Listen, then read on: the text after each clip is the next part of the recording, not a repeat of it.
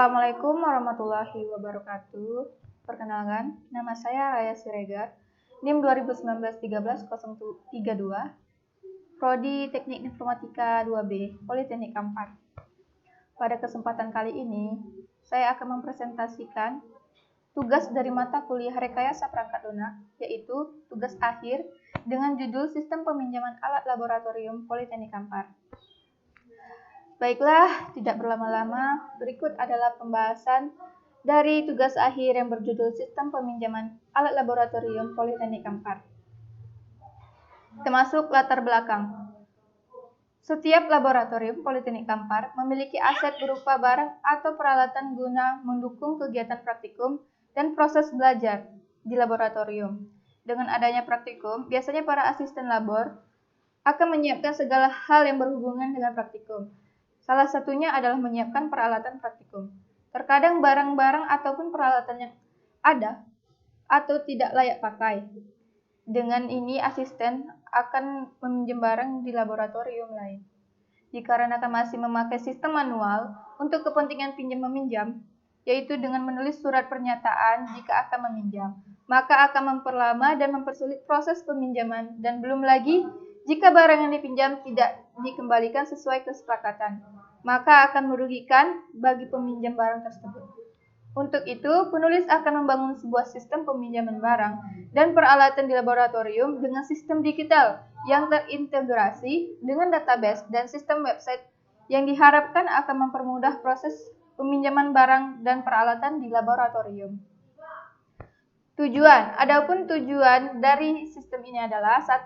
Merancang sistem peminjaman barang atau di laboratorium menggunakan sistem digital dengan form peminjaman online. 2. Memberikan kemudahan bagi asisten dan teknisi laboratorium dalam proses peminjaman barang dan peralatan laboratorium. Termasuk batasan masalah. Adapun batasan masalahnya di sini adalah bagaimana cara agar proses peminjaman barang dan peralatan di laboratorium. 2. Bagaimana merancang sistem peminjaman alat laboratorium. Termasuk saja pembahasan. 1. Analisis sistem. Analisis sistem yang akan dilakukan yaitu analisis terhadap sistem lama dan sistem baru dengan menggunakan metode PIEGS, Performance, Information, Economic, Controlling, Efficiency, dan Service. Dari metode ini akan dilakukan perbandingan terhadap sistem lama dan sistem baru sehingga didapat hasil berupa rekomendasi. Termasuk analisis sistem lama. Analisis sistem lama adalah di mana proses peminjaman alat atau barang laboratorium masih dilakukan secara manual dengan mengisi form yang disediakan. Ini adalah contoh flowchart dari sistem lama. Di sini kita mulai, lalu mengisi form peminjaman, lalu cek kondisi. Jika kondisi alat bagus, maka alat dikeluarkan. Jika tidak, maka alat tidak bisa digunakan dan transaksi selesai. Dalam pelaksanaan proses di atas, masih ditemukan beberapa kelemahan yang terdapat pada sistem lama, antara lain masih menggunakan banyak kertas, tidak efisiensi waktu, dinilai kurang efektif karena menggunakan sistem manual yang belum terkomputerisasi. Yang terakhir, terdapatnya beberapa sistem yang dapat dikomputerisasi. Yang kedua, analisis sistem baru. Analisis sistem lama adalah sistem baru adalah di mana sistem lama yang dikembangkan. Berikut adalah flowchart-nya. Dari kita mulai, mahasiswa login, lalu mengisi formulir peminjaman alat, lalu asisten labor menerima, lalu mengecek kondisi alat yang akan dipinjamkan. Jika alat tersebut baik, maka alat dikeluarkan dan diterima oleh mahasiswa. Lalu saat pengembalian alat, dicek kembali alat tersebut, kondisi alat tersebut pada asisten laboratorium. Kalau kondisi baik, peminjaman selesai. Kalau kondisinya buruk, maka mahasiswa tersebut mendapat denda, yaitu ganti kerusakan alat. Sistem peminjaman alat praktikum ini melingkupi seluruh proses yang berhubungan dengan proses peminjaman alat praktikum, dari mulai menginputkan data dan alat, kemudian melihat kondisi alat pada aplikasi, apakah kondisi dalam keadaan bagus atau tidak, kemudian menjemput alat ke gudang, Dengan adanya sistem ini akan mempermudah dosen dan juga mahasiswa dalam melakukan praktikum. Kita lanjut ke analisis kebutuhan sistem. Adapun kebutuhan sistem yang diperlukan pada sistem ini adalah satu, kebutuhan aktor, yaitu aktor yang melakukan aktivitas. Di sini kita membutuhkan asisten laboratorium dan mahasiswa. Yang kedua ada kebutuhan data. Di sini kita menginputkan data mahasiswa berupa nama, NIM, kelas, dan jurusan. Data alat berupa nama alat, kondisi, dan kode alat. Lalu data peminjaman. Di sini yang diperlukan adalah data tanggal peminjaman, bulan, tahun, dan waktu peminjaman. 3. Kita memerlukan kebutuhan fungsional. Yang pertama data alat. Sistem bisa menerima input data alat praktikum. Sistem bisa menginputkan nama alat, kode alat, dan jumlah alat yang akan dipinjam. Sistem bisa menampilkan data alat yang rusak. Sistem bisa menampilkan data alat yang baik. Sistem dapat memberikan laporan data alat laboratorium kepada teknisi atau kepala prodi. Yang kedua itu kebutuhan fungsional berupa data peminjaman. Di sini sistem bisa menginputkan data peminjaman, sistem bisa mengupdate data peminjaman, sistem bisa menampilkan histori peminjaman, sistem dapat menampilkan kondisi awal alat ketika melakukan pertukaran melalui nama alat, kode alat ketika terjadi pergantian alat. Sistem dapat membuat laporan peminjaman alat laboratorium. Langsung ke analisis kelayakan sistem. Analisis kelayakan sistem dilakukan dengan menerapkan metode PICES, yaitu Performance, Information, Economic, Controlling, Efficiency, dan Service. Di sini kita kelayakan sistem lama dan sistem baru.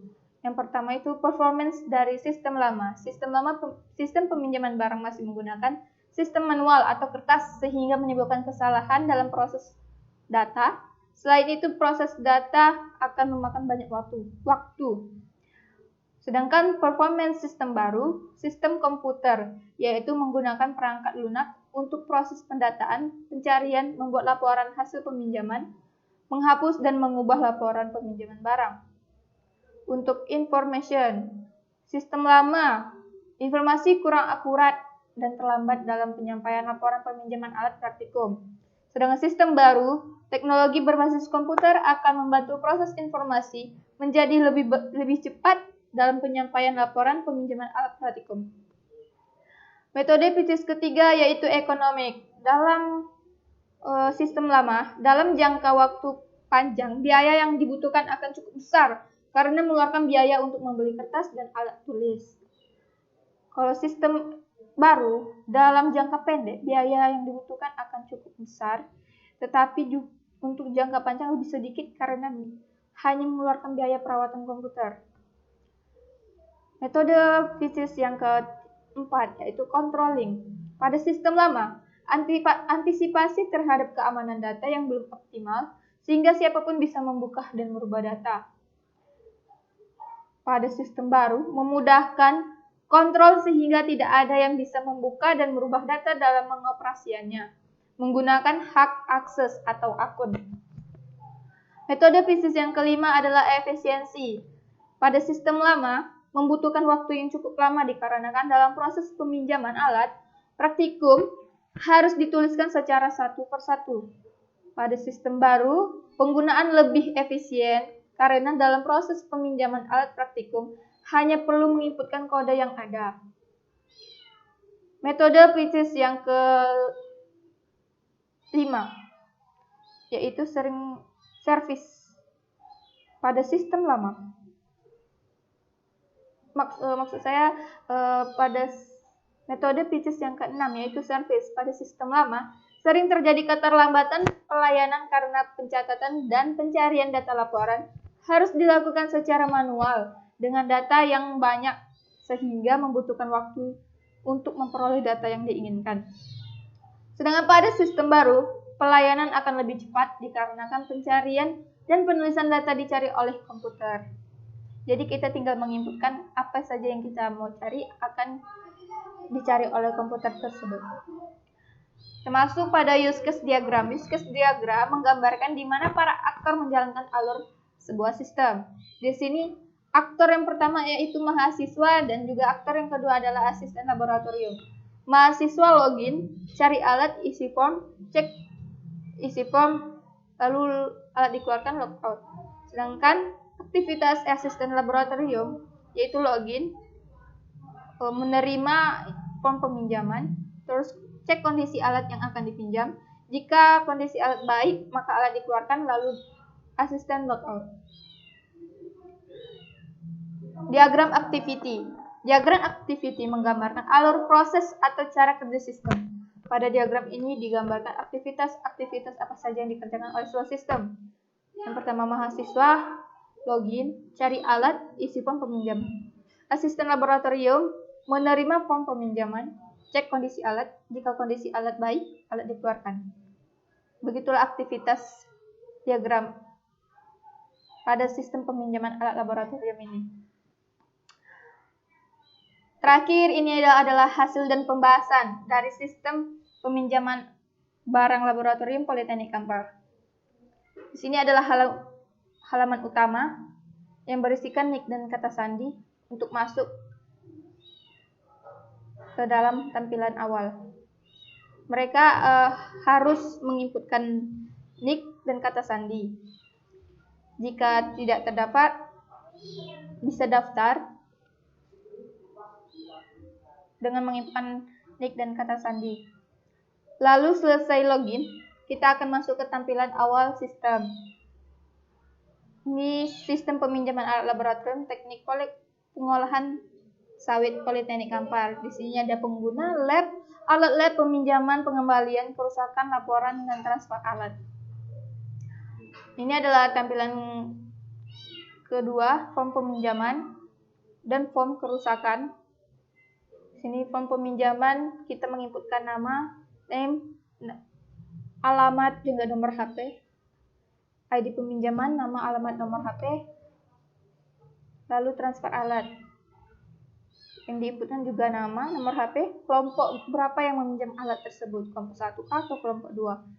Di sini juga ada kondisi awal dan kondisi akhir barang yang akan dipinjam. Kesimpulan dan saran. Adapun kesimpulan yang dapat diperoleh dari tugas akhir ini adalah: 1. Mahasiswa mampu membuat sebuah sistem peminjaman alat laboratorium secara digital. 2. Sistem ini sangat membantu dan mempermudah dalam praktikum yang mengharuskan mahasiswa meminjam alat praktikum dengan mengisi form peminjaman. Untuk saran, untuk membuat suatu sistem informasi, harus memahami konsep database agar nantinya mahasiswa tidak mengalami kesulitan dalam membuat suatu sistem informasi. Baiklah, begitu saja dari pembahasan tugas akhir pada mata kuliah rekayasa perangkat lunak tersebut. Lebih dan kurangnya saya mohon maaf. Saya akhiri. Wassalamualaikum warahmatullahi wabarakatuh. Jangan lupa share dan subscribe.